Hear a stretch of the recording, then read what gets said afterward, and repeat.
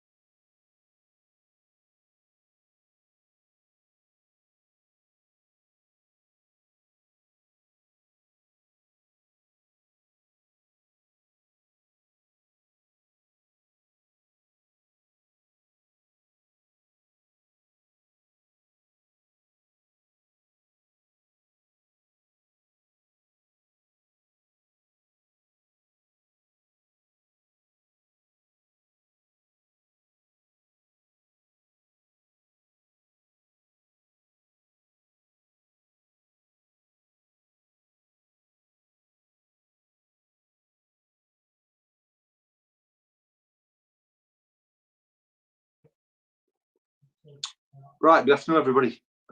Welcome to the Growth Scrutiny Committee. I think we'll commence. We haven't got any apologies at all?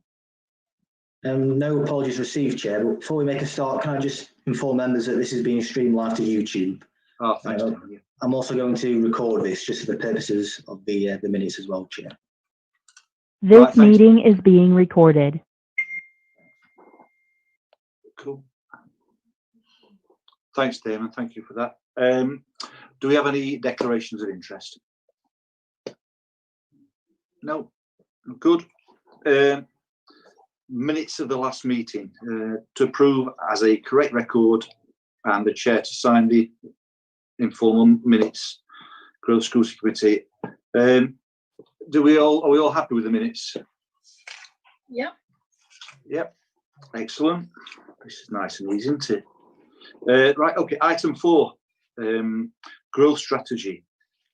To further discuss the new growth strategy and receive a presentation from the Director of Growth and Economic Development, Jill Callingham. And Carl, too, I guess.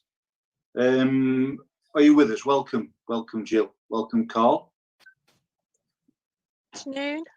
Afternoon. Sorry, I can't see. I'll have to change my screen so I can see. Oh, you're there, look.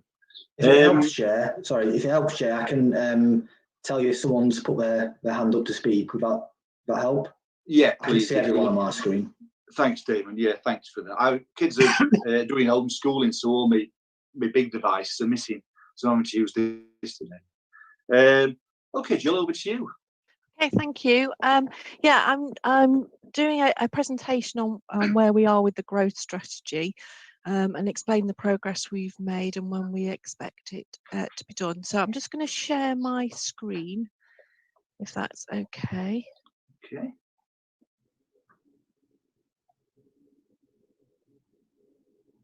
She says trying to do that.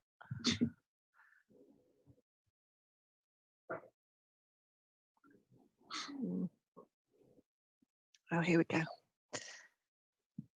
Let me know when you can see something. Right, I can see it now, Jill. Okay, thank you. So the growth strategy is a document that will set how we will look to support our economy, particularly around post-COVID-19, should we ever get to that position. Let me just bear with me.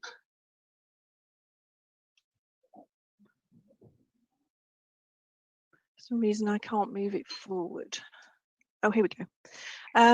So we have started developing the strategy. We're quite a long way through it now, and there are 7 priority areas that we've identified, and they're listed there. And within that, we've got business engagement and business support, skills, and we've created another strategy to deal with skills because that's quite an in-depth document, given that we're coming out of a post-COVID world eventually, and then the visitor economy, which is new to North East Derbyshire. It's something new that's coming within the county plan, and we've done a separate visitor economy document which we'll be looking at later on in this session.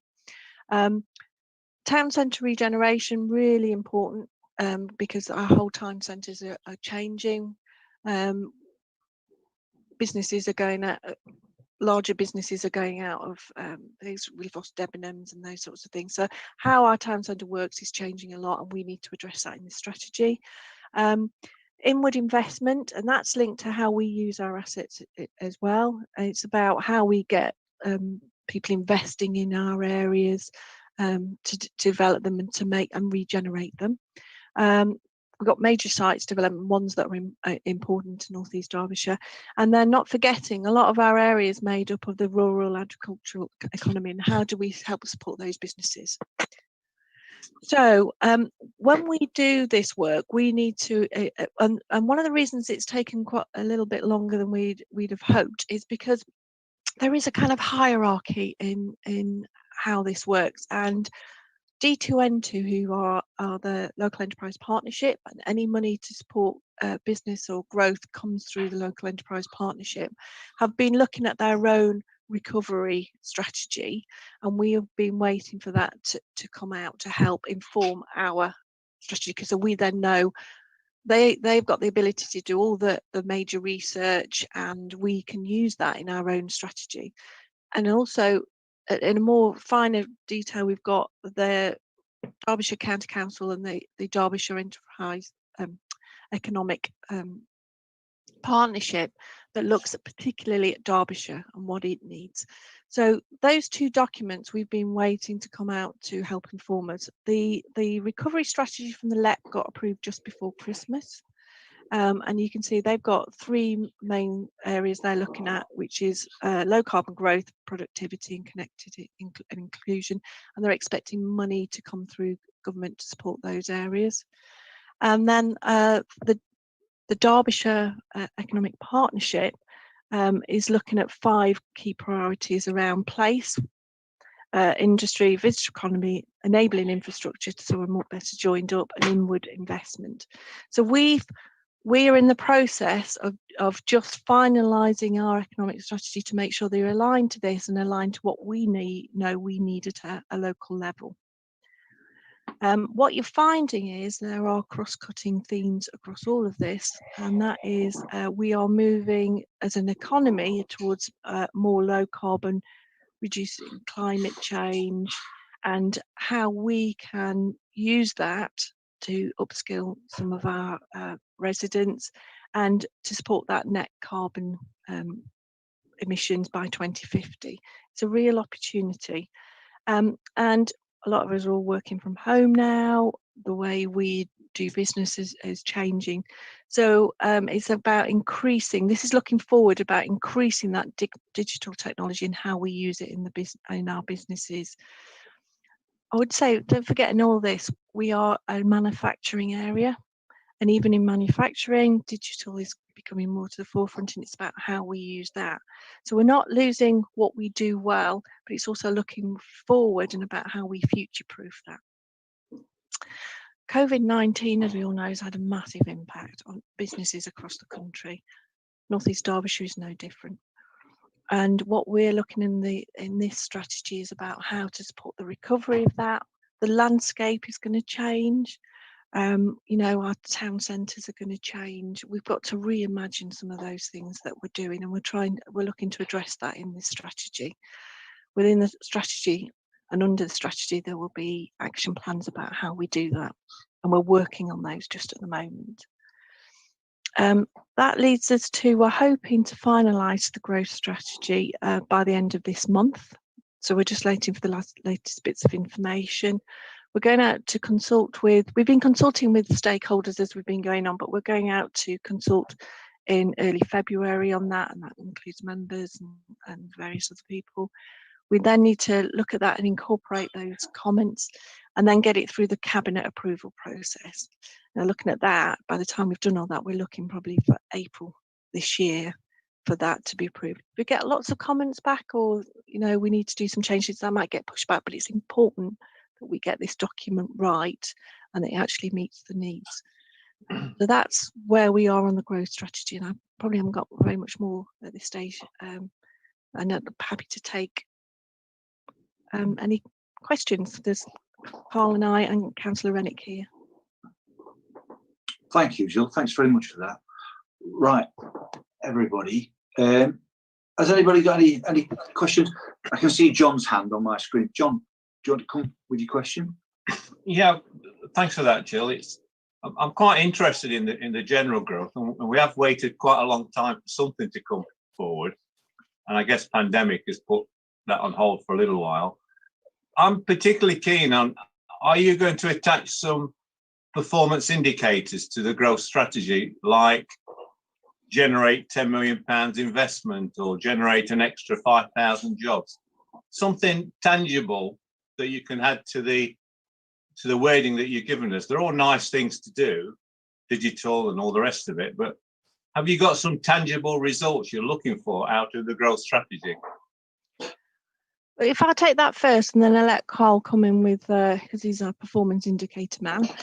So there will be an action plan attached to this about where we're looking for in areas that we need to take forward. So be that, you know, investing in or doing work with school children to get them digital skills, or older people to get digital skills. So there'll be those sorts of performance indicators. I think investment in an area is difficult at this time, but it's certainly something we can have a think about and have a look at. So when we've got the action plans, it might be worth the delivery plans. It might be worth having a look at those, and we'll have to see what we can put performance indicators against those.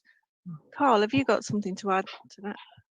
Just that all strategies will have an action plan, because there's no point having a strategy without an action plan. And if you've got an action plan, then you have to have a key KPI to manage the effectiveness of that action plan. So we will have those KPIs associated with it. We'll have to make sure that those KPIs are something that we can influence. So we won't be able to say that we're going to secure 10 million worth of investment, because that's something that might be outside of our control. But what we can say, where we have OP projects or the Claycross Town Investment Plan, is that we will look to deliver whatever the projects are within that, and that will have specific KPIs attached to those, and there will be outputs associated with those projects. Thanks. Nick, so you had your hand up. Nick, yeah, thanks. Hi, everyone. Jill, obviously, I think the thing to get over the line here is what our remit is as a district councillor, because it's so. I think we all want to get carried away and do you know, some great things, but obviously there's other entities involved here, D2N2, county, government initiatives. There's loads of things. It always seems to me when we talk about these things that we get carried away and we end up falling into remits by others.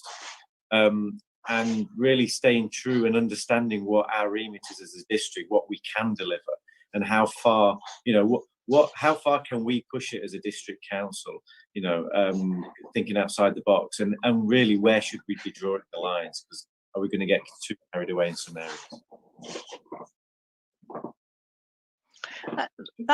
That's an interesting one. So councils have specific roles in supporting local people, and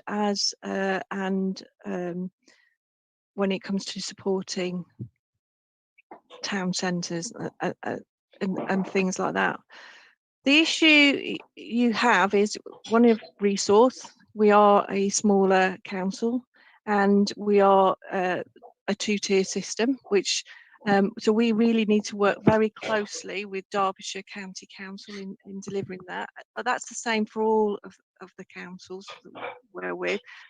And there is this sort of golden thread, which I think you're sort of referring to, is that the money to support these initiatives comes from the LEP at the top, sometimes through the county, sometimes directly to us. So we need to know our place and where we can best use our resource to support that, and that's part of this action plan that we're doing at the moment, is about where we target our resource. Carl, have you got anything? Where's Carl gone? I suppose it builds on the point I was making earlier about the KPIs. We need to make sure that the KPIs and the work that we're doing are all stuff that's within our control. If we try and take on DCC's responsibilities for the highways or something like that, well, it's just not going to work. It's not going to happen. So kind of linking back to what point I was trying to make about the KPIs is it needs to be within our gift, within our control, and it needs to be on the sort of the same page really in terms of the funders. So the money certainly comes through the LEPs, and they will have identified some priorities. Thankfully, those priorities they've identified sort of are in sync with the priorities that we've identified. So that sort of links really well in terms of they're willing to fund those sort of projects, and that's the sort of projects we want to fund. So absolutely, we do need to keep our feet in the ground, as you rightly said. Nigel, can I bring you in? Question, I'm guessing. Yeah, thanks, Chair. It's very similar to what Nick's just asked, really. I was sort of thinking along them lines, you know, about our role in all this, and I have been involved with my county hat on with the LEPs and looking at D2N2 and how the money's allocated, and obviously that's the thing. But we've got our projects like the Avenue or Bywaters. I'm just wondering for our knowledge, benefit, or whatever this group, what our bids are, what we've submitted. I know there's a big one for them to have just said, and how do we oversee all that, I suppose, is my question, because we're only a small cog in a big system, really, as a district town. So that it's a really interesting one. That so depending on what the scheme is, there are benefits in doing it as a more collaborative approach. So as we move forward, the Derbyshire Economic Partnership are doing key themes. Well, as districts, we all get together to bid for money and use that, and that's quite common. It's quite common when we're doing for skills that we all club together because we can make a better bid. What you find is when we're bidding for money, they want things of a certain size, and us as a district can't do that. So we have to work in partnership with the other districts and the county to do that. And we've had some success with that, which I'm sure Carl can talk about the work that Jane's done. And then some projects are large enough that can go in as individual projects. So the Avenue, as you say, is one of them. However, we can't deliver that on our own. We need to do that with county. So there are very few projects that we can deliver independently of working with partners, and it's those partnerships that become really important when you're looking at growth and recovery. Thanks, Jill. Lee, can I bring you in, please? Yeah, I agree. Obviously, we do need to work with other partners. How do we go on? Which seems to be the point with the Avenue, I think, when those partners don't seem to be pulling away, but it affects our district. I'm going to let Carolyn answer that one. That's fine. Yeah, a very good question, Councillor Hartstone. Just first, I just wanted to thank you to Jill and Carl today. I know this has been a long time coming. The document we've produced, we're starting to produce beginning of the year, it hasn't changed very much. In fact, some of the things that we've been looking at in terms of town centre regeneration, better leisure facilities, upskilling, are actually have been accelerated due to COVID. So some of our ambitions are now become national ambitions. And but as Jill just mentioned, what we found is that we had opportunities during COVID to certain bits of funding, accelerated funding, and we weren't really in a position because we hadn't got a lot of business planning done for some of the aspirations we have. So the importance of this growth strategy is that we're now, the team's developing, Jill's on board, which has been brilliant, and we've actually, we had a very busy summer with the Clay Cross town deal, but we recognise now our ambitions we need to put into business cases. So when funding is available, and there's, the Chancellor announced only a few weeks ago more town centre funding, is we want to make sure we're in a position to do more than Clay Cross. We can get around, Killamarsh, Kington, Dronfield and high streets as well. So that's important. And influencing is right. I think, as you know, I was chair of this committee, and one of my first gripes, as when I looked through the regional growth strategies at D2N2, I didn't see the district featuring very highly in their list of priorities or projects. The good news again is that Dr. Jill's experience in this area. She's done a lot of Nottingham before she came here, and we're hopefully moving our agenda up their table by having this growth strategy and all the other projects underneath it. And just to let you know, we've got 30-40 different projects that we're working on currently that forms this growth strategy. I don't think we're just not doing anything, we're just waiting for this strategy to be written. We've been getting on with the job, doing some big projects, including the Avenue and the town centre, £25 million town deal, many other things, on top of actually helping businesses with business support and the support grants we're getting out in record time. So you're right, it's influencing, and I don't think we've been at the top of the agenda regionally, and we need to change that. And I think that we're in a much stronger position now to make that happen. Thanks, Caroline. Thank you for that. Has anybody else got the hand up? Let me just have a quick flick. No. On a personal, oh, sorry, Diana, would you like to ask a question?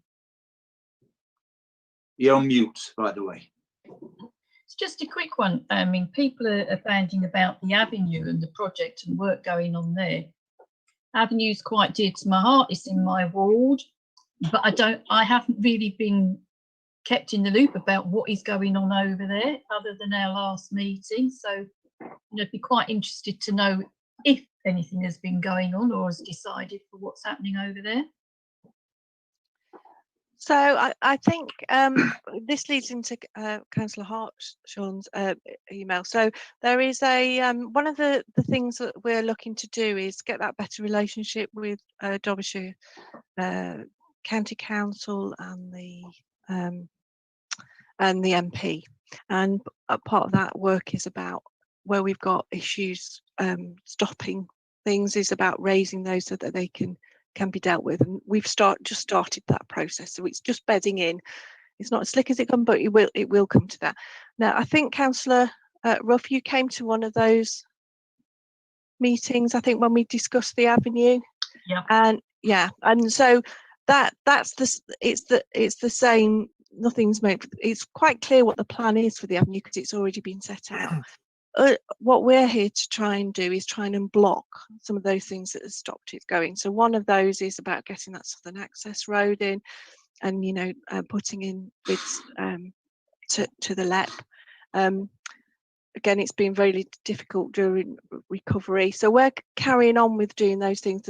There's a smaller piece of work we're working with the Land Trust. The school has gone in for its planning application for the new primary school in there. So there's those sorts of things that are happening, which I know we've discussed in that meeting. So that's regeneration is quite a slow process in some ways. It takes a long lead in. So that once the plans are set, it's about how do we deliver those plans, and that's what we're working through at the moment.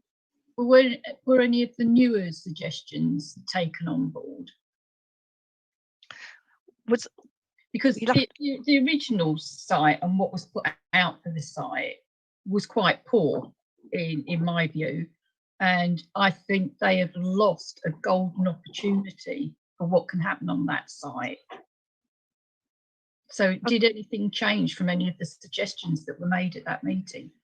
Well, some of those were suggestions around how we use the community assets, weren't they? And about what the land trust. Well, they are looking at that. It's about how we make that place better. And again, that is around funding, and it's about having those plans in place to try and support that. So the Land Trust are well on board with that already. Thank you. Okay. John, you're going to ask a question. Yes, one for Carolyn more than anyone. You did mention that you got 40 projects on the go, Carolyn, which is good. And I know you're trying to get money from D2N2, which was one of your themes when you was chair. Could you give us a flavour of some of the 40 projects that you said you're dealing with? I'm particularly interested in ones that could be generating employment for people. Are there any of those in the pipeline? Well, we've got things like, we have obviously Clay Cross is a biggie. Then we've got to try and on the back of that theme, we've got OPE in terms of looking at Eckington, Killermarsh, and Dronfield as town centres. We're doing master planning there because we won't maybe have the luxury of having that £25 of funding given to us. Then you might have to be a bit more imaginative in terms of inward investment and working with partners. So I'm working on a scheme at the moment. I can't, probably not on this platform, but just to try and work with other organisations that have got properties that we could help repurpose and be part of a bigger scheme. Then we've got things like Kickstart, some of the projects, things like Kickstart, getting more apprenticeships and working with the construction industry on a bid there to help with jobs and skills. I can't remember it. Carl and Jim might have to help me, but we've got some of them are smaller, but we've got quite a lot of projects, including, smaller projects around the Clay Cross in terms of a couple of properties that we're actually demolishing and buying and repurposing. So there's quite a lot, and then we've got a whole strategy coming to this to probably to you as well soon around assets, about what we do with our assets, or industrial units, Are they giving us best advice when the right type? So there's lots of little things. And you know, out of all of them, we hope to actually either generate more income or capital of some respect, or actually help with skills and job creation. That's, you know, and even more important at this stage is actually retaining and upskilling, so we can keep people in work, and we can actually improve the skills in our district to make sure that people stay in here. Too many people leave North East Derbyshire for work in Sheffield, Chesterfield and other places. So, you know, and we know from speaking to some employers that they can't find the right people to do the jobs in this area. So there's loads. So we've got lots of little projects on as well. I just didn't want you to think that, you know, we're just spending our time writing strategies. There's a lot of work going on. So our action plan's quite well populated. I wasn't, yes, I'm sorry, you haven't seen the document that I've been looking at for months, which has some of these actions on it. But it does form part of our recovery strategy, which I would have thought is on our website, which has a list of certain that I'm talking about, including leisure centres, and there's lots of little things going on. One of the things that we can, as part of the recovery, is, and we should finalise today, is we're going to have some business engagement support for the businesses across our district. So we've put that out to tender. We've scored them. We're just waiting to hear back from one of the consultants who's applied. And then today we should decide which of the consultants we're going to appoint to do that work for us, and that's funded up until March 2022, and that'll be aimed at that recovery and then that growth to encourage, so revive, recover and grow really for the businesses within our district. So that's one of the key things that we're doing just sort of at this point, which is obviously in addition to the day job. What's that costing? It's 50. Well, the range that the consultants have gone in from. So the cheapest is 55. The most expensive. Carl, I'm going to stop you there. You can't talk about procurement in this. Okay, so there's a range of prices. Okay. Horses bolted. Yeah, I don't want you getting into trouble with procurement. Sorry about that, everybody. Yeah, it's a public meeting. Yeah, sorry. Yeah, but we have got a couple of strands where we can actually, bring business support into the district directly.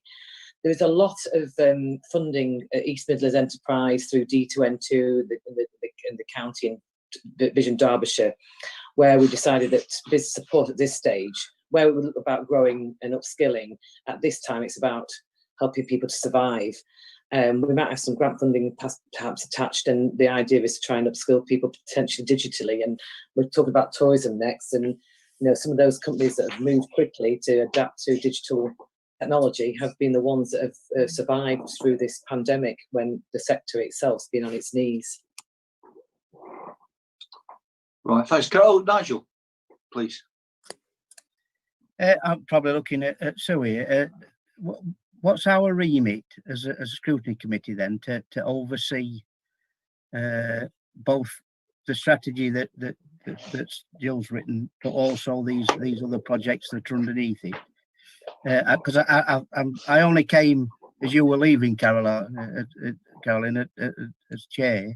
But I think what you were trying to get at we're seeing how effective some of these projects were and all that. I'm just wondering, what's our remit as a scrutiny committee in overseeing or scrutinising this strategy and the other things below it?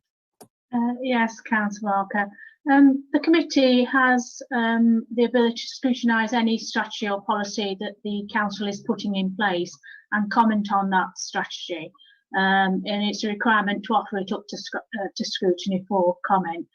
In terms of the projects that sit underneath it, you've got pretty broad ability to do that, because you can look at anything that has any impact on residents of the district or people living in the district. So you can see that gives you a pretty wide scope. Thanks, Sue. So you see, Nigel, at this point, we haven't had a great deal to scrutinise, have we, particularly? So, and we're just getting to sort of the nitty-gritty part of it now, where we can actually sort of get involved. I mean, this is a comment, really, rather than a question to Jill, and it's a follow-on to Councillor Ruff's comments. We as elected representatives know our areas and have opinions, but we're only ordinary people, so we don't know the real nitty gritty of stuff. But it's just nice to be informed as things are happening, because you might have some local knowledge, you just might know something. They say, look, that's a waste of money because, and that was just a comment. It wasn't a question or anything like that. Has anybody else got any questions for Jill? That's all. Is everybody happy? Right. Councillor Whitehead's indicated. Oh, sorry, Councillor Whitehead. Okay. Just on this got muted a few months ago, maybe 6 months ago. For me, it's all about investment and ROI. And if the ROI, if the return on investment is high, why don't we invest more? So therefore, what is our limit of investment? Is it governed by just merely the amount of money we've got, or is it governed by the return on investment that we can see? So therefore, what I would be interested in, maybe from a scrutiny point of view, is what's our total investment in this growth strategy?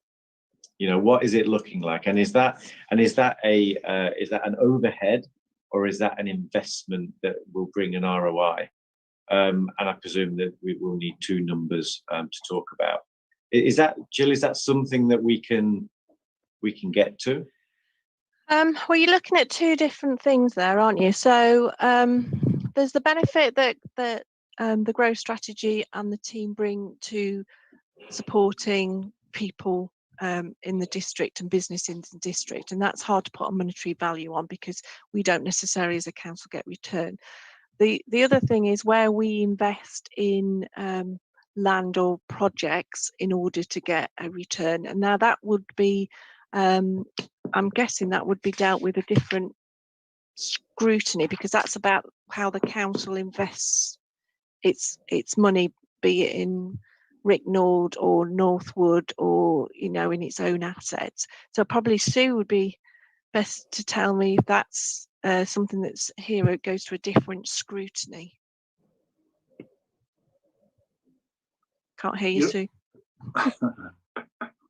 Yeah, I'd have to check terms of reference to be sure, because what happens with the scrutiny is that some of the areas don't fit neatly in one box. So like, for instance, some of the housing stuff sits in the communities committee, but some of the sort of investment sort of thing could sit in this committee. All I'd say is in terms of the committees, there's an understanding between the committees, regardless of where it sits. If another committee has an interest in it because they think it touches on their area, the chairs can agree with their committees that they will take that together, or one committee will look at it on behalf of the other. So those boundaries are very, very fluid between the terms of reference. There's some very specific things in each committee, but a lot of other things, as I say, are very fluid in where they can be looked at. Does that help? Yeah. I think what I'm trying to get to is, how do we know how much to invest? How do we know? Is it £100,000 in salaries? Why is it not £200,000 in salaries? Should we be borrowing £5 million for an industrial park to build on the things that we're talking about and create jobs and support that? That's not a cost. That's an investment that will deliver an ROI. Maybe it's break even. Maybe it'll create a surplus. So as a scrutiny committee, what I'm getting to is, how are we going to know that the council has pushed itself? How are we going to know that? Why is the number, and why is it not bigger or smaller? So something will be presented to us and it'll have a cost. And how do we know it's the best that we can do? Thanks, Lee. No, it's not Lee, is it? Sorry, I can't see you. Nick, sorry about that. Sorry, Nick. Sorry, Nick. Caroline, would you like to comment? Yeah, a very good question, Councillor Whitehead. It's a question that probably us and the economic growth team itself keep asking, because it is difficult when, you know, when we've got obviously constraints on budget and a COVID crisis in the middle, is that we have to think really carefully. And you know, we haven't.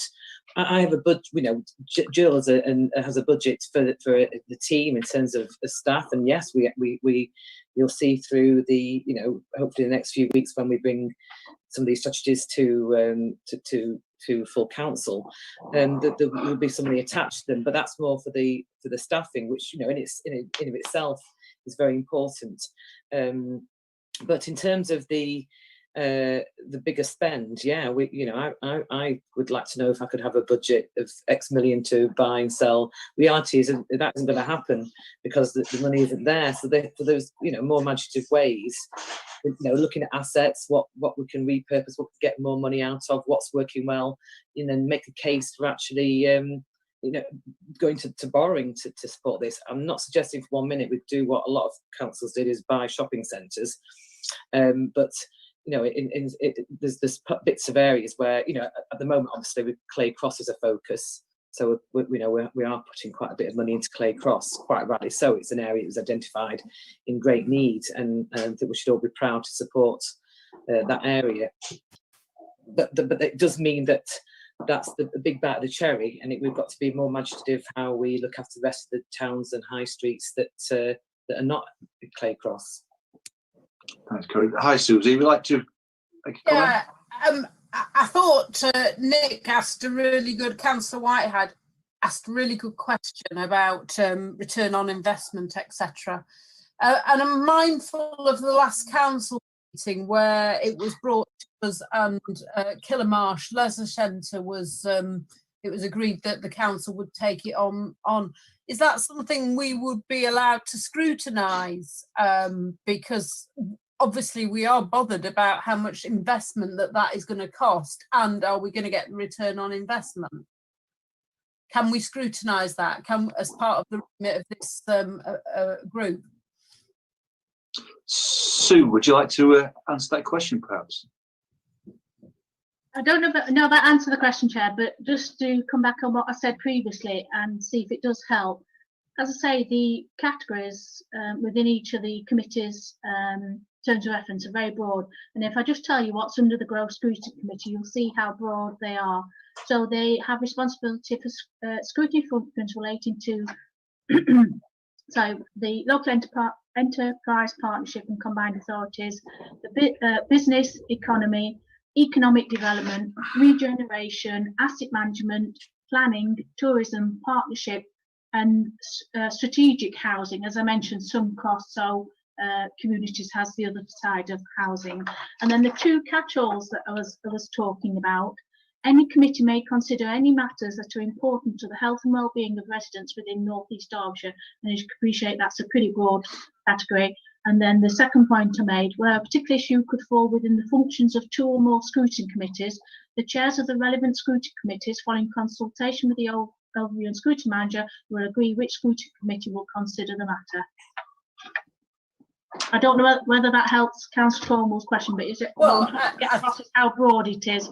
And yeah, that's really useful, Sue, because it does seriously come into one of those remits right at the end about health and well-being. So I'm just wondering if we can also include in this some sort of scrutiny on the new proposal that's been brought forward by the council. As it moves on, really. If Chair, if I could just add to that.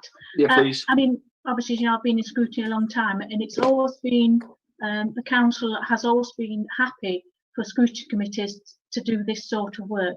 And usually, you know, discussions may take place, but we've never been actually stopped at being involved in what you want to get involved in, subject to those discussions. Thank you, Sue. Thanks for that. Councillor Whitehead.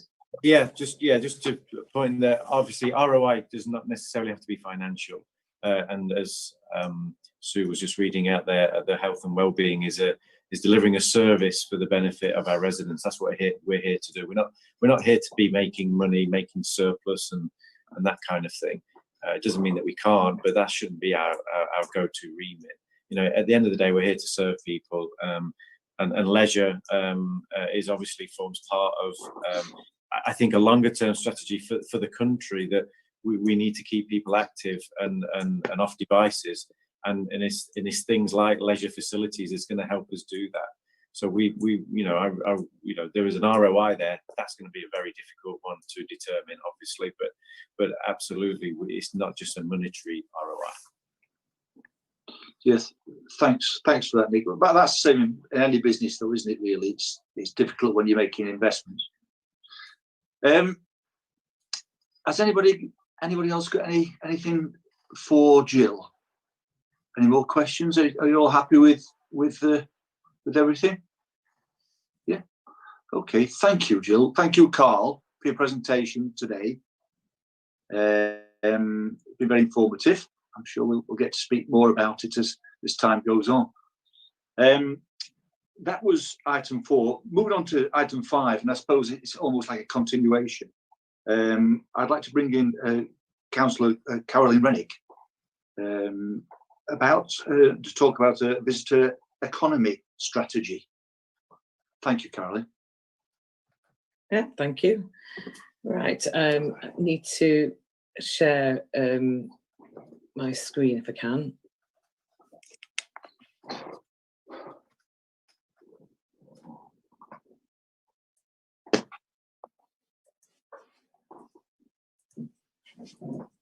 Can you see the presentation? No. No, not yet. Not yet.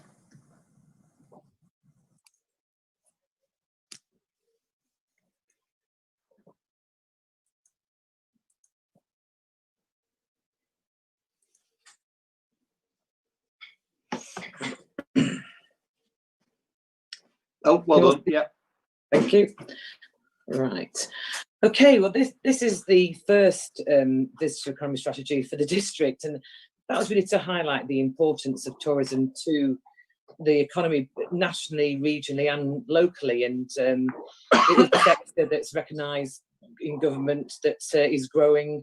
And we actually looked originally at what we were doing in terms of visitor economy and tourism, and we were funding small amounts of money to the tourism, Chesterfield Tourism Hub and the Marketing Peak District in Derbyshire.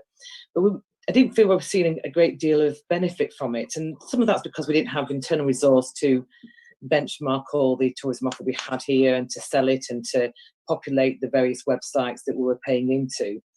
And it really left us unable to promote our district. And at one point I was thinking about how do we improve visitor attractions in this areas with investment. We're not there yet. It is still an ambition. And the reality is we don't have major tourist attractions like Chatsworth or Gulliver's Kingdom or Creswell, or Haddon or all the other things that around the Peak District and locally. So we really have to go back to basics to try and understand what our USP is. And that was quite difficult in terms of, what do we represent? And I think after some discussion, the best we could think of is that some of the key selling points is that we are very centrally located. We are placed nicely between the Peak District and the Peak and all that it has to offer. And don't forget, Derbyshire is huge. The Peak District goes all the way to Manchester, one area to one end. And we're also near 2 cities, in particularly for where I live in the district in Ridgeway. We're on the border with Sheffield, and I spend a lot of time at Sheffield in terms of theatres and the retail opportunities. So can you see the next screen? I haven't got vision, yes. Yeah. I'm going to scroll it up rather than click it on. So basically, after a bit of time thinking that we're a sort of gateway, this is just a draft of some of our thoughts, and it's still being developed and tweaked. So actually, I'm quite interested to know see how you feel about this. But it was about growing and developing, North East Derbyshire's gateway to the Peaks, and obviously the Peaks is a rich landscape of culture, heritage, and rural living. And we in North East Derbyshire offer the perfect stepping stone into the Peak District and beyond, because that's what we do. We haven't, like I say, got a major attraction. We do have some good attractions, but we also, I think that ultimately, when we're thinking about holiday experiences, when we're chatting about this as a team, is that I sometimes go to places where I'm sort of in the middle. with access to a number of places. If you base yourself in the Peak District in Bakewell, you've got a trek to get to Buxton or to other places. So some people might come to North East Derbyshire. It might be slightly cheaper than a boutique hotel in the centre of the Peak District, but you'll have a nice bed and breakfast accommodation, nice cosy pubs. Hopefully part of our regeneration of towns gives us nice towns and high streets to go to, and in the evenings you can get off to the city if you so wish. But we also wanted to try and expand it a little bit further in terms of we could actually develop then the experiences around our area. I personally think that walking, cycling, nature, bridle paths we've got in abundance. We don't really promote as well as we should do, but we could also move that little step further to the experiences for younger people. And speaking to our intern, having experiences like rock climbing and other outdoor pursuits. People go to Sheffield to rock climb, and actually we could be doing that kind of indoor activity here with the right support and inward investment. So like I say, I would be interested to hear about what your views on the vision is. So why the visitor economy? Why we put it sort of fairly prominently within? I've mentioned about how I think we are locally centrally located, and I do feel it's incumbent on us to try and promote the events and the attractions that we have got. I think we owe it to our local businesses. And don't forget, while we might have about 360 we can identify, there are many other businesses which support the tourism economy, whether it's downstream activity, whether it's support to pubs and restaurants and food supply and agriculture. So there's a lot of support for the sector. And we started to write this before COVID, and of course with COVID I think this strategy is even more important. Just by way of just looking at the sector, now this was in 2017, but according to the STEAM report, which is the report that is used nationally, made it to put into areas. We've got in 2017 with about 1,900, just 2,000 full-time equivalent jobs. That probably rose actually since 2017, although I suspect that's gone back down in the wake of COVID. But the sector's worth about 147 million. 75% of our visitor economy was day visitors. And we can actually do more. If we get people to stay another night, it can treble the amount of money, obviously, that you bring to the economy. 3 million visitors and 360 businesses in the sector that we could find. And there's like I said, there'll be smaller ones that we haven't actually spoken to yet. So in terms of just the impact on COVID, we have known that this has been one of the most devastating times for the whole sector and its supply chain. It's definitely been one of the hardest hit sectors of the economy. But interestingly, some companies in the tourism and visitor economy sector have actually done quite well in the time they were allowed to be open. So as you know, we have a small window of opportunity where we could go away, and of course you couldn't travel abroad, which meant people having staycations. There's been a massive increase of motorhome use and camping, and that's probably quite good for people who haven't spent time exploring our district and indeed nationally.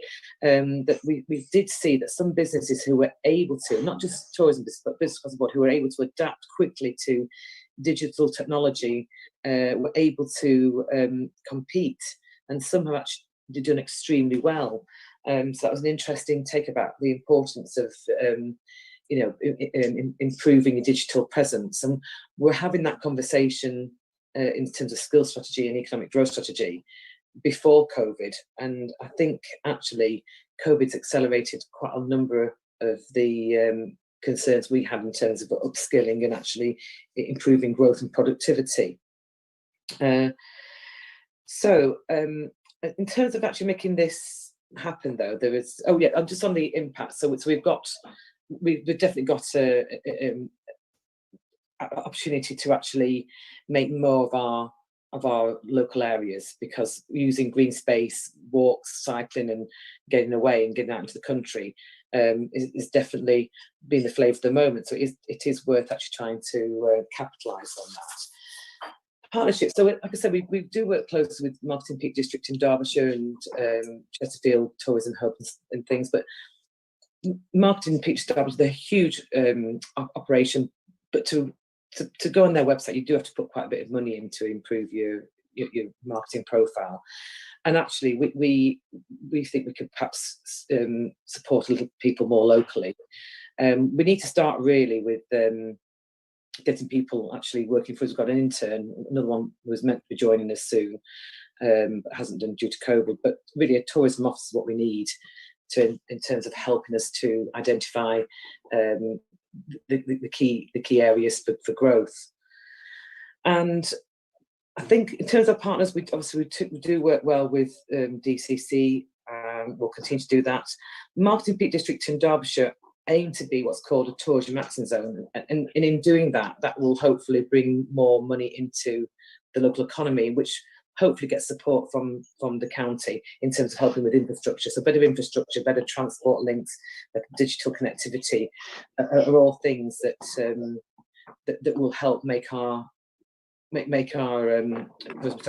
actually much better offer. Also, things like town centre reopening, better high streets, outdoor living and walking and pursuits. We know that the county and others are trying to work with us. So we need to get a better understanding about the offer from the county in terms of the walks and stuff. So we're working on that. So our priorities: to promote the district to visitors, not just day trippers, but we do want the overnight stays. So actually encouraging better bed and breakfast, Airbnb, small boutique hotels. I see lots of properties that I think would be perfect for a boutique hotel. And then, we need to make sure that our planning supports this. So having it in the policy means that we try and encourage rural businesses and farms and agricultural to expand some of their offer, developing barns and things to bed and breakfast. And we definitely need to actually help increase the people can see the culture and heritage, and just have a better platform that can actually showcase some of the great things that we've got in our area, and also improve the skills of business and owners. That's part of our school strategies, is crossover theme, and actually trying to get people a bit more tech savvy would be very, very good. So the action plan, I won't read all that out to you. Hopefully you'll have a chance to read that, or you might have a chance already. And I think hopefully having a baseline and having a tourism officer will definitely help support the tourism economy, which I think will grow. That's the end of the formal presentation. Thanks, Carolyn. Thank you very much for that. I'll just scroll across, see if anybody's got that. Has anybody got any questions for Carolyn? Any comments to make? Susie, can I bring you in? Yeah, no, fabulous, Carolyn. I'm mega excited about this. It's going to be brilliant. I'm really glad you've grabbed hold of it and you're moving it forward. Sorry, did I understand you correctly? You're looking to employ a tourism officer, and is that person going to be permanently based working on North East District? Yeah.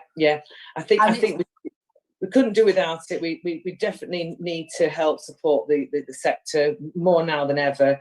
And yeah, the idea is that the first thing we need to do is create a baseline. So we've highlighted in the, I don't know if you've actually seen the strategy. I don't know if Chair, I don't know if you actually saw the draft strategy. It only went to Cabinet last week, so you might not have seen it. But no. We've tried to put as many of the like we've got Renishaw in there, and Troy Hall, and Sutton Scarsdale Hall. We've got the various golf courses.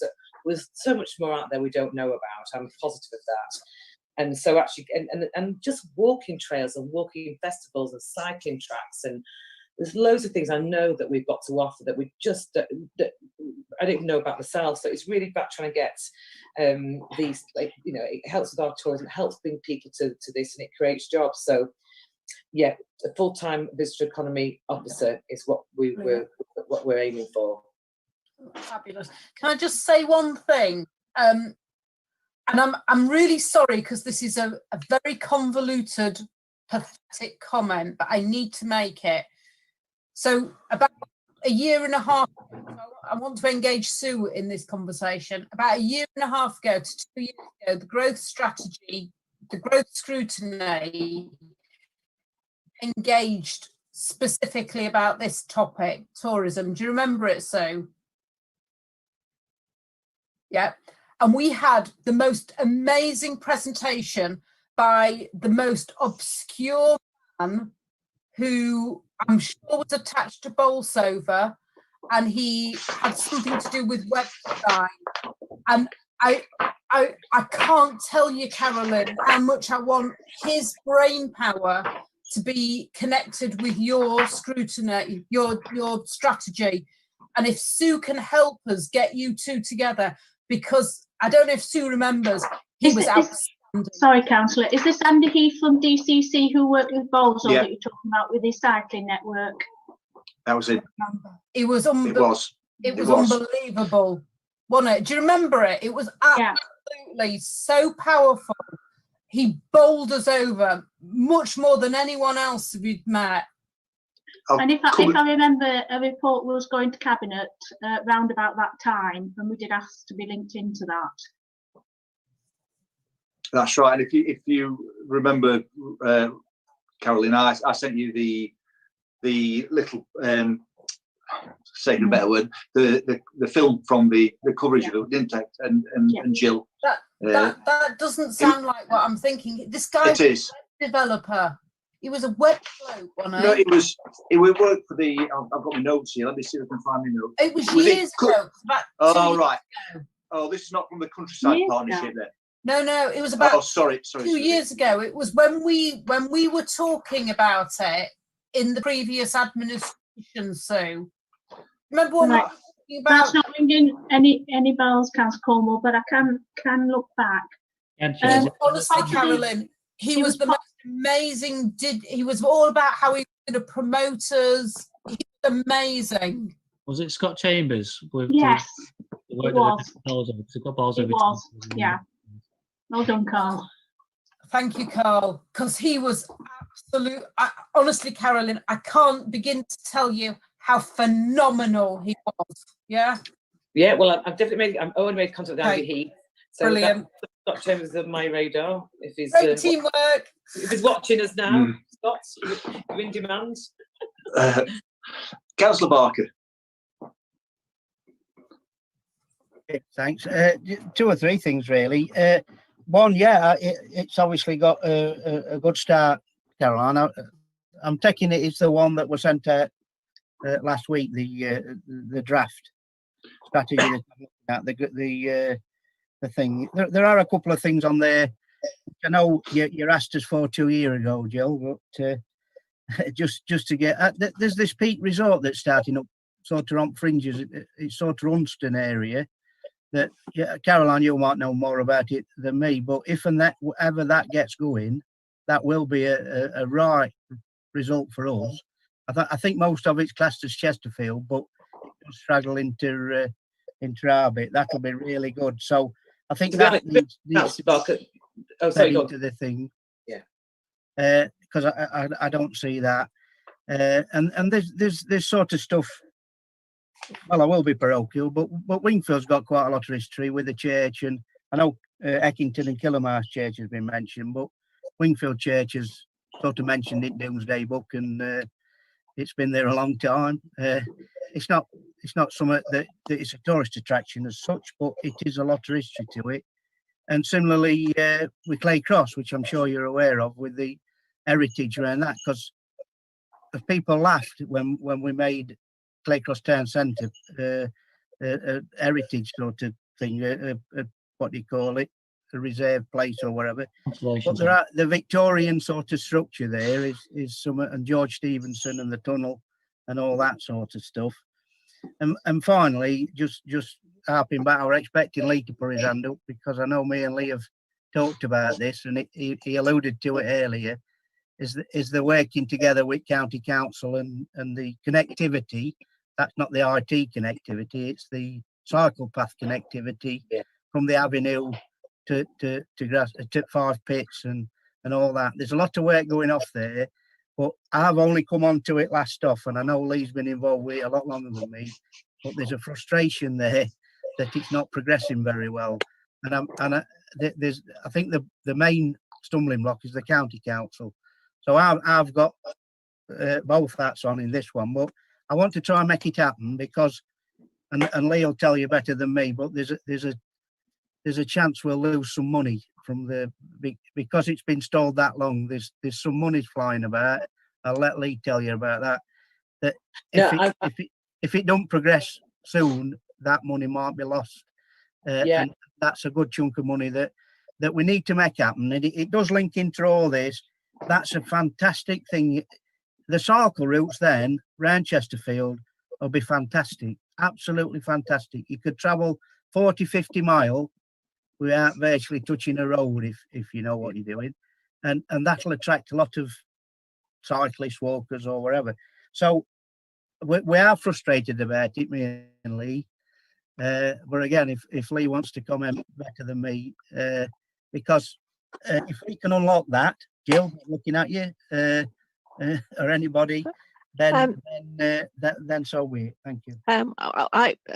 I'm well aware of what's going on with that cycle route, and we've been trying to unblock it. I think we've got a response this last week, but I don't think it's the response we want. No, we want I've progress. seen that, Jill, yeah. Yeah, so I think if you're at a, I'm saying the blockage is we need county to move this forward. We are doing as much as we can. So anybody that's got a county connection, please use it. And we are we've raised it.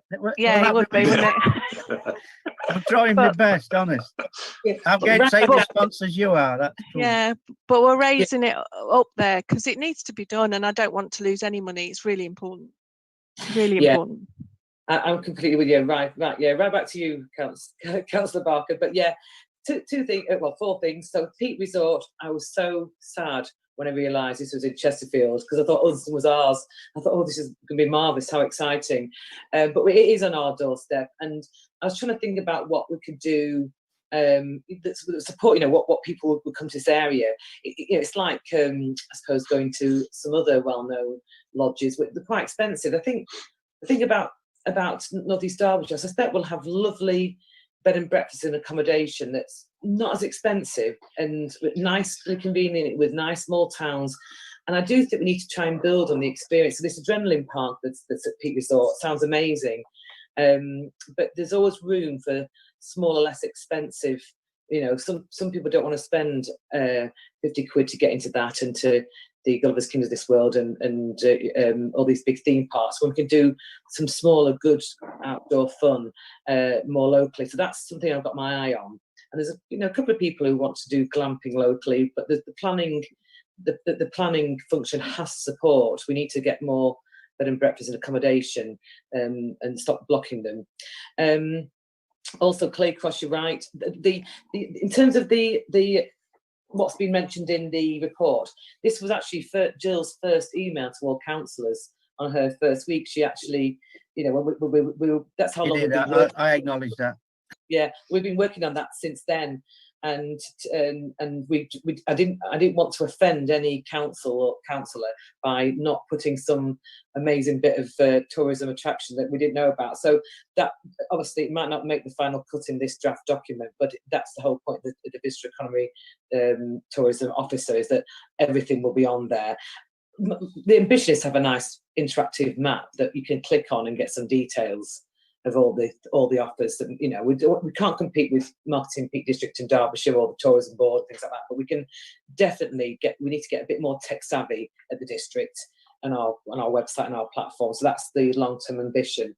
The internet's comes great because she has a different perspective from a younger angle, what we could be doing better for younger people. Really important to listen to younger people. But yes, for me, walking and cycling and all the things that people come to, I'm at the bottom of the valley to big hills. People love it around here for walking and cycling, for the nature reserves, the fishing ponds.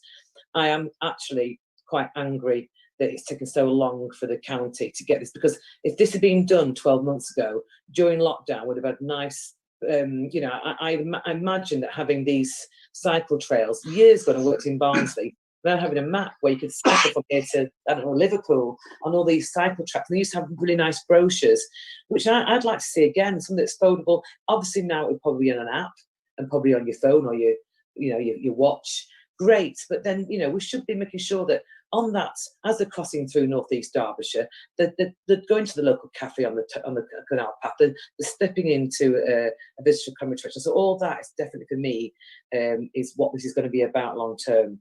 So, and I'm right behind you. I've been kept informed of the blockages. That's unforgivable. I don't know how difficult it is to get that mapped out, digitalised, and sent out to all the various groups. And I share Paul, Councillor Hartshawn's frustrations on that. Thanks, Kelly. Nick, I did notice you had your hand up a while back. Sorry, I've not forgotten about you. That's okay, thank you. Yeah, just a quick one really for Carolyn. Obviously, we've got the train line, the Barrow Hill train line, touches on Eckington and Killamarsh.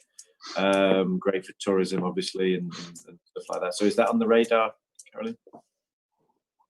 That, funny enough, actually, that at the moment's come under just the growth strategy. But for me, the whole point about those having a retail offer around it, so it probably would go on there. So early stage, I didn't put it in. I did put in the Chesterfield Canal though in here, because we are quite a number of groups, and things will happen on the Chesterfield Canal. Whether we get the ambitions of what we want in Killamarsh, I don't know yet. It's about the funding. We're not the main body, but we would be absolutely supporting that. Canal side developments usually bring in jobs, money, and tourism. So, but yeah, it's to be on our radar, and we're fully supportive of the Barrow Hill line. I'd also probably add there that we do have, well, I presume we have land as district, and working with parishes as well that may have some land that gets close to or is appropriate for the canal or the train line. So, it's working together to try and come up with some really great ideas, to invigorate things, and rather than let something like this pass us by, because it is a once in a generation thing, laying a train line down and a canal. They're pretty generational things. Yeah, well, thank you. Couldn't agree more. And they are major projects. We don't lead on them, but we certainly should be front and centre. Jill, yes, thank you. I was just going to say on the Barrow Hill line, that's been relayed by Sheffield City region, and the metrics for that are around joining up for jobs, and which is why it sits better in the growth strategy than it probably does in the tourism strategy. It's going to go past the length of time for this strategy and the growth strategy, but it's going to be in the growth strategy, which is probably where it sits better. So just so you know, it is captured. Thank you, Jill. Thank you. Right, I can't see any more hands up there. Thanks, Caroline, very much for that. Sorry, Councillor, you've got Lee, Councillor Lee Hartshorn and Sue Veerman as well. Oh, sorry, Lee. Can I bring you in first of all then? Is this screen? Yeah. I've just been listening to everybody really, but yeah, with regard to this connectivity, I've got involved really to do with the big local, which we've got money to spend on this project, which they've allotted a certain amount of money to go to improving the pathways and what have you, and the connectivity towards the avenue, and basically nothing's happening. And the Derbyshire County Council are really letting the side down on this.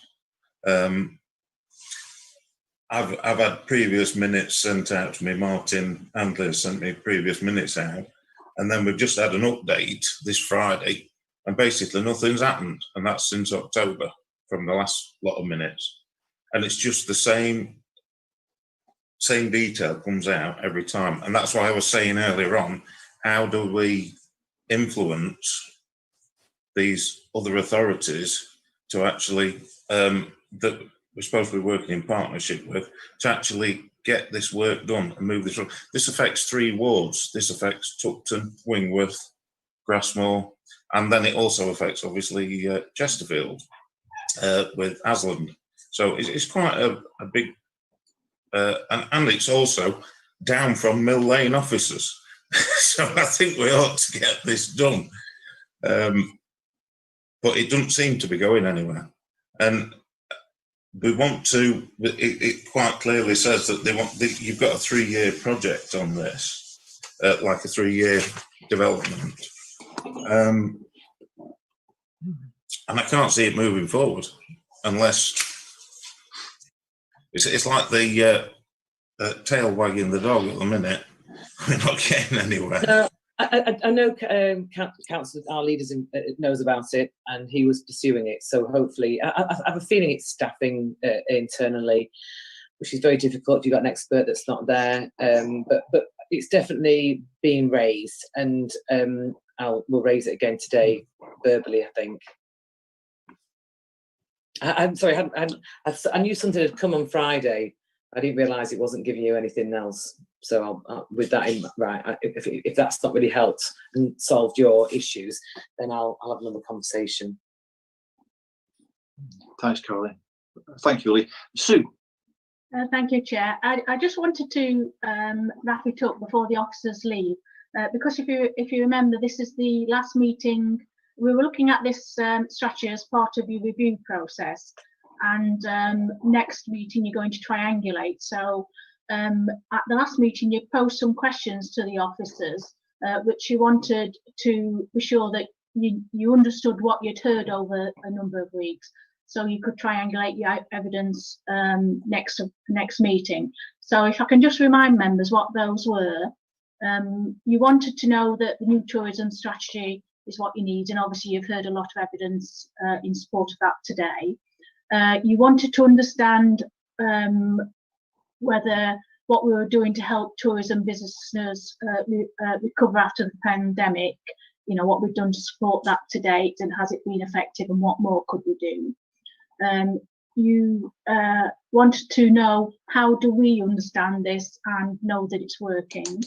You wanted to be clear that you understood the current delivery arrangements for tourism within the district, and that we were clear on our direction and offer. You wanted to know how we can increase jobs and spending linked to tourism, and how we identify that. And you also wanted to know, from what you've heard, do you understand the economic benefits we're getting from tourism?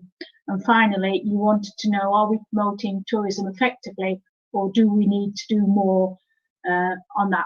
And as I say, I know you'll have got a lot of information today, but you wanted those questions to be sure that you could triangulate at the next meeting. Right, thank you, Sue. Thank you. Right, I'll scan across. Everybody seems quite happy. Yeah, thanks again, Caroline. Nigel, you're on mute. Sorry, I'm just computing that. In fact, I was looking at Nick to put his hand up first. I was hoping he'd computed it better than me. Can we just revisit some of that, Sue? So what you're saying at the next meeting, we want to start putting some recommendations forward on the tourism strategy. Is that what you're telling me? Not just the tourism strategy. As you know, you've been undertaking this review about tourism, business and non-business. Right. And at the beginning of the process, you put your project plan together, and these were some of the things that you wanted to be sure that you had come to conclusions with when you finished this review. Because at the next meeting, if I can remind committee how this progresses, you have a discussion on what you've heard, and then you formulate recommendations which we write up in a report that then goes to Cabinet for them to hopefully accept those recommendations so they can be implemented. So you posed these questions last time, taken from that project plan, and some of these I'm sure you'll say have been answered, but obviously this was the last piece in the jigsaw, and so I'm just reminding you what you wanted to make sure you understood, ready for the next meeting, so that you were clear you could do your report and make your recommendations. Does that help? Well, yeah. I mean, I'm not sure as I've personally quite arrived at that, but in same breath, if you say, well, who else do you want to talk to? I ain't got an answer to that one either. So I think we're where we are, aren't we? It is what it is, I think is the right saying at the moment. Yeah, and that is right, Councillor. The reason you do that is to ask that very question. Do we speak to anyone else? Do you feel you need to talk to anyone else? And if so, who? Because if that is the case, then you would do that before you triangulated the evidence. No, okay, I've got it. I'm computed.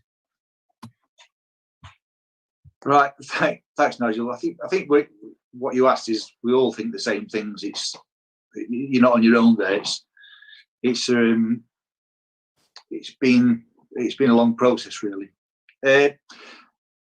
Anyway, thanks, Carolyn. Like I said, it was very successful.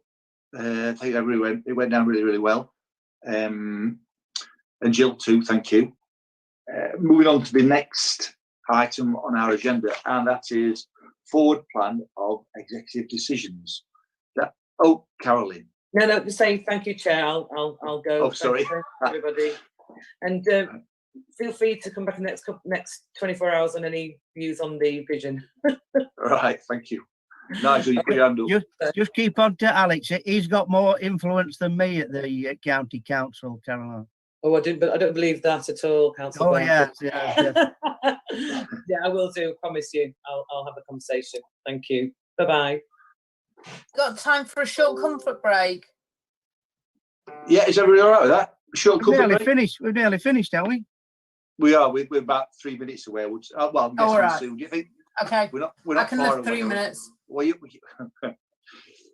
right. Executive decisions. Sue, do we have anything on this? No, Chair, this is the usual report that you get every meeting. It's just to let you know key decisions that are going to happen in the authority over the next 4 months. Usually, most of this stuff we do pick up through the mechanisms, but it's just if there's anything within this committee's remit that you had some additional questions, this is the point where you could raise it, and I would forward it back to the governance team to chase those. Thank you, Sue. Thank you for that. Work programme. I suppose that's you again, Sue, isn't it? Yes, Chair.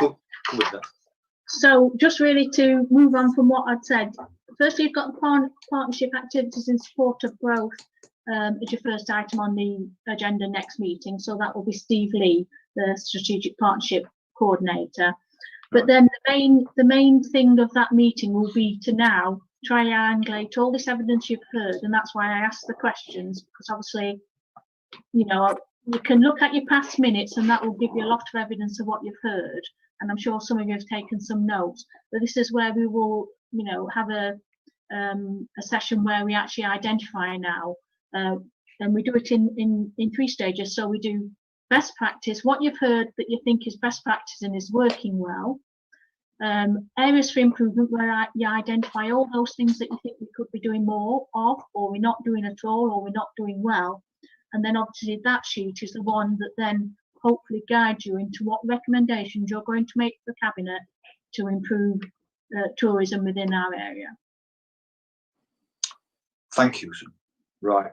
So that usually takes about anywhere between half an hour and an hour, Chair. So if members can, you know, try and put all that together of what they've heard over the last few months, and it has been a long process. But yeah. And if there's any information that you want from me in terms of, you know, if you've heard something and you think, well, I could do with that document just having a look at, if you just send me an email, I'll get that back out to you. That's kind. Thank you. Thank you for that. And can I just send my last thing, Chair? Yeah. As I say, that will take possibly up to an hour, and Steve Lee will be about an hour and a half. So if there's any other item that you want on that agenda, we have got a spare slot. If there's any topic that you might want to do in that the next penultimate meeting. Right. Okay. Cool. Thank you. Item 8, additional urgent items. Has anybody got anything that's urgent and that is an item? No? That's good. Well, finally then, we've got a date of next meeting, which will be the 22nd of February. 22nd of February. Right, everybody okay with that? Yeah, excellent. Right, in that case, I can say this meeting is over. Thank you very much for your attendance. Thank you, Sue, Damon. You're welcome, Chair. Everybody. Thank you. Bye all. Bye.